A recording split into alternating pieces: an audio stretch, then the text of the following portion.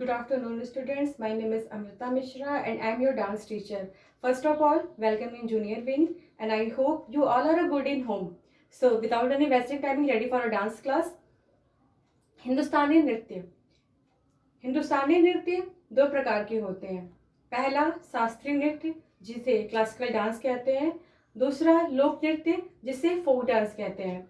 सबसे पहले आप इन दोनों फॉर्म जो डांस के हैं उसमें आप अंतर समझिए, लोक नृत्य और शास्त्रीय नृत्य में। शास्त्रीय नृत्य हमारे उत्तर भारत, हमारे पूरे हिंदुस्तान का ही प्रमुख नृत्य होता है, जिसमें कुछ नियम होते हैं, कुछ प्रकार होते हैं, कुछ वेशभूषाओं में भी चयन करने का एक नियम होता है कि हाँ, इस नृत्य में हमें ये पहनना है। लोक नृत्य, लोक नृत्य किसी भी स्थानीय विशेष का प्रमुख नृत्य होता है और इसमें ना कोई नियम होते हैं ना कोई प्रकार होता है। स्थानीय नृत्य, इसमें आप ये समझिए कि वहाँ की जनजाति है, वहाँ के कुछ प्रमुख लोग इस नृत्य को करते हैं और उसे ही अपना लोक नृत्य बना लेते हैं। जैसे आप लीजिए राजस्थान को, राजस्थान का प्रमुख नृत्य क्या है? घूमर। घूमर वहाँ के स्थानीय लोगों का प्रमुख नृत्य है, जो वो किसी भी मांगलिक कार्य, मांगलिक पूजा में मनोरंजन के लिए करते हैं। और शास्त्रीय नृत्य पे अगर हम आए तो शास्त्रीय नृत्य हमारे उत्तर भारत में कथक के रूप में जाना जाता है, भरतनाट्यम के रूप में जाना जाता है। इन सभी जो नृत्य हैं इनके कुछ नियम हैं, कुछ प्रकार हैं, उनकी वेशभूषाएं भी आप देखे होंगे तो अलग अलग होते हैं। इनकी जब स्टेज पे परफॉर्म करते हैं तो इनका हर एक नियम तबला हारमोनियम के साथ ही चलता है। ये नहीं कि तबला अलग बज रहा है और कथककार जो है वो अलग जा रहा है, इसके कुछ नियम होते हैं।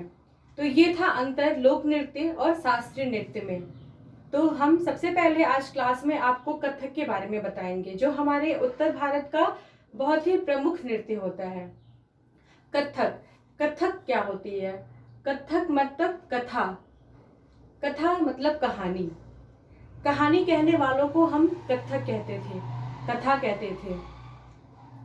पहले जमाने में गांव में लोग अपना समय बिताने के लिए आसपास बैठ के कहानी कहा करते थे और वही गांव के लोग संगीत नृत्य के मनोरंजन से जो कहानी कहते थे उसे क्या कहते थे हम? कथक। फिर धीरे धीरे वह चीजें प्रमुख होती गई, वो कथक प्रमुख होते गया, वो कहानी फेमस होती रही। तो वहाँ के कुछ मंदिर के पुजारी लोग उस कहानियों को, उस कथक को लेके अपने मंदिर में आए। वहाँ पे वो कथक जो कहते थे, जो कहानी कहते थे, उसको रामायण और महाभारत के तौर पर अपनी महाभारत और रामायण की कहानियों को संगीत के रूप में बताने लगे।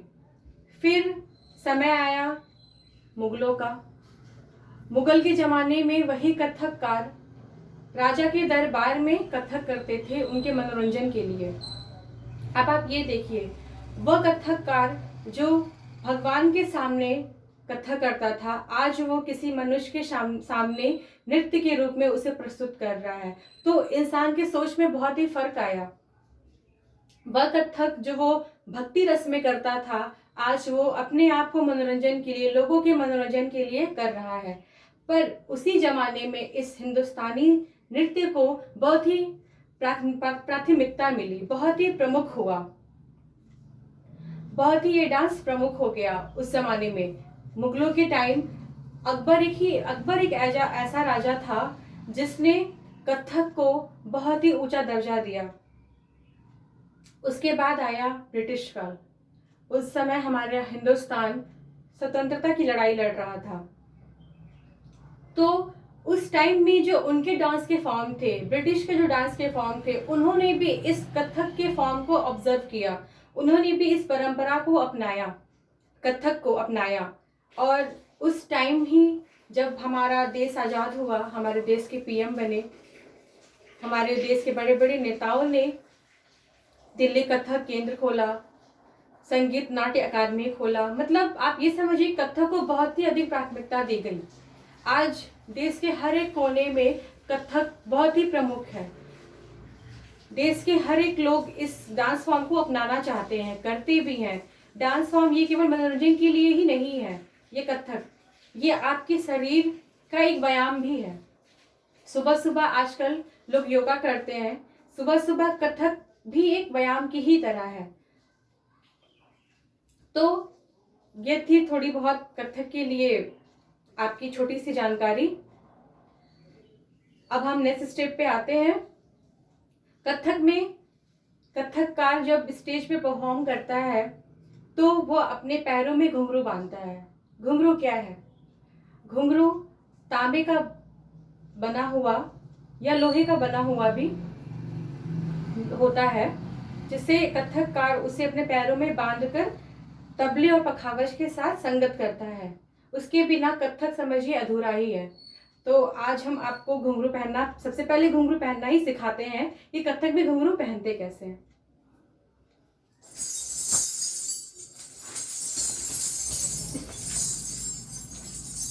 ये है घुंघरू।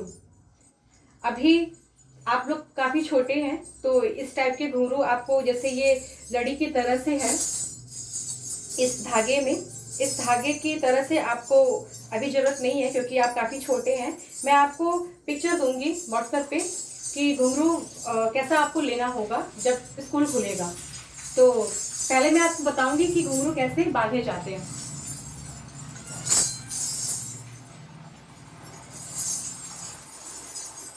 इसकी रस्सियां बहुत लंबी होती हैं। तो सबसे पहले ये चीज है, इसका लंबा वाला धागा, आप इसकी नाप ले लीजिएगा यहाँ पे इससे, और एक बार राउंड कर लीजिएगा पैर से। अब ये जो आपके पैर का टो है, इससे आप राउंड अप कर लेंगे ऐसे एक बार। अब इसको हम धीरे धीरे इसके ऊपर राउंड अप करते रहेंगे।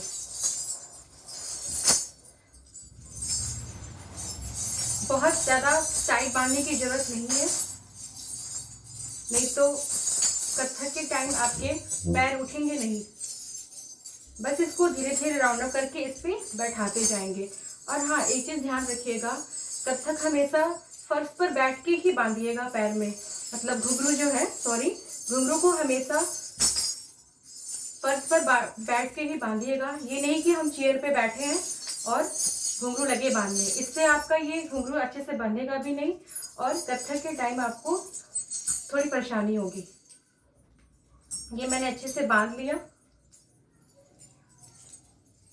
ये एक्स्ट्रा जो धागे हैं इसको राउंड अप कर लेंगे और ये जो मैंने इस पे बांधे हैं इसको हम ऊपर ऐसे ले आएंगे।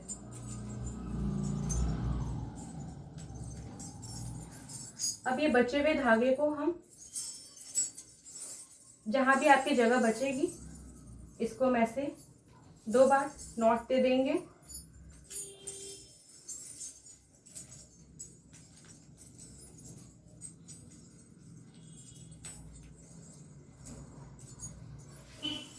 इसी तरीके से दूसरे पैर में भी हम इसको बांधेंगे।